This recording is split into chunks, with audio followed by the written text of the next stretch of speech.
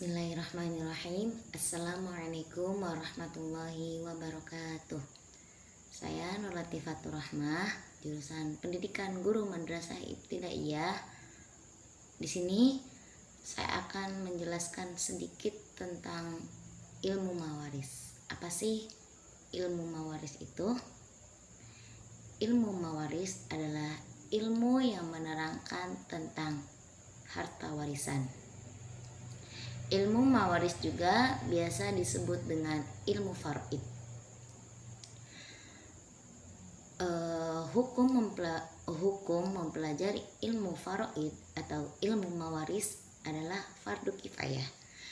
Fardu kifayah berarti ketika di keluarga atau di suatu desa kita telah ada yang memahami tentang ilmu faraid, berarti gugur kewajiban satu desa itu atau gugur kewajiban satu rumah itu, satu keluarga itu untuk memahaminya.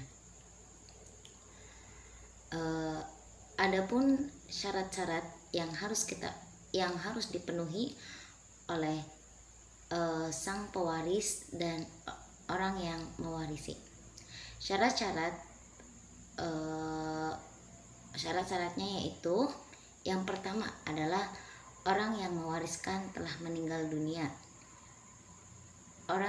Yang kedua adalah orang yang menerima harta warisan tersebut ialah orang yang masih hidup.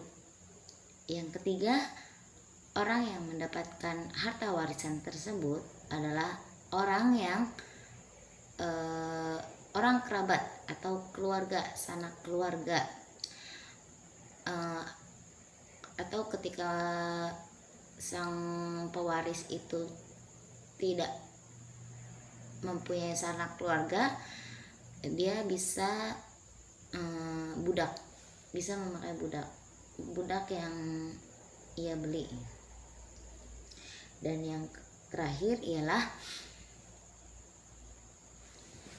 yang keempat adalah satu alasan yang menetapkan seseorang bisa mendapatkan warisan.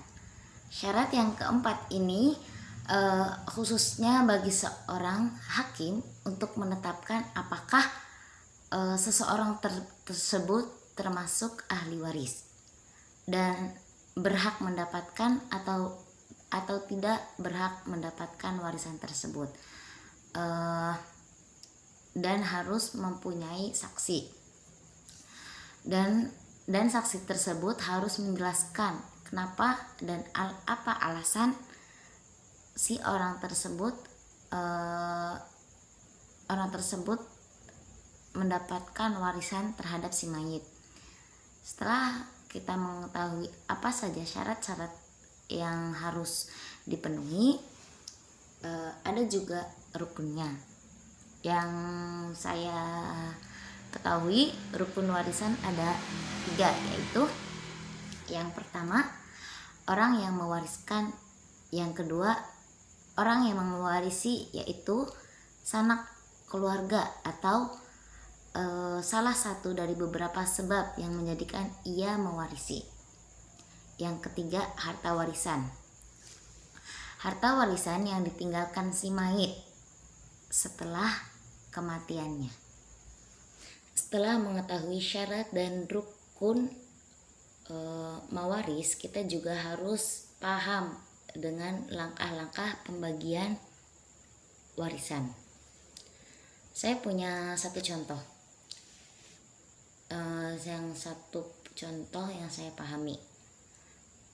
Ketika ada seorang laki-laki atau seorang ayah meninggal dunia dan dia meninggalkan seorang istri, seorang anak, dan seorang ibu.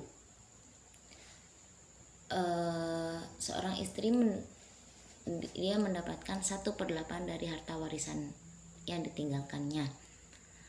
Yang kedua, seorang ibu ketika dia ditinggalkan oleh anaknya, dia akan mendapatkan 1/6 dari harta warisan anaknya, harta warisan yang ditinggalkan anaknya.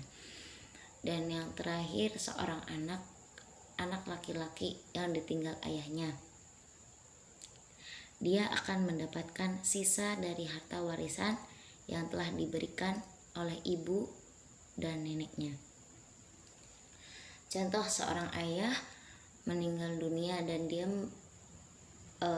dia meninggalkan warisan sebesar 24 juta. 24 juta. Si istri mendapatkan 1/8. 1/8 dari 24 juta adalah 3 juta. Dan 1/6 dari 24 juta yaitu 4 juta. Dan si anak akan mendapatkan harta warisan yang telah dibagikan ke ibu dan si neneknya. Si ibu mendapatkan 3 juta dan neneknya mendapatkan 7 juta. Berarti masih ada 17 juta yang didapatkan anaknya. Kenapa anaknya lebih besar dibandingkan nenek dan istrinya?